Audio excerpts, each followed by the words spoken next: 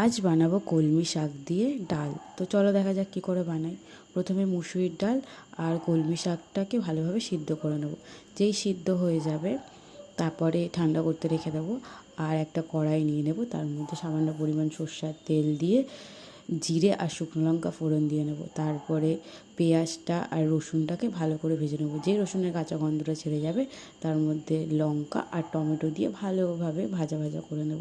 তারপরে যেই ভাজা ভাজা হয়ে যাবে তার মধ্যে নুন আর হলুদ দিয়ে আর সামান্য পরিমাণ চিনি দিয়ে ভালোভাবে কষিয়ে নেব। যেই কষে যাবে তার মধ্যে আগের থেকে ডালটা অ্যাড করে দেবো। ডালটা অ্যাড করে দেওয়ার পরে যেই ভালোভাবে ফুটে যাবে সার্ভ করে নেব।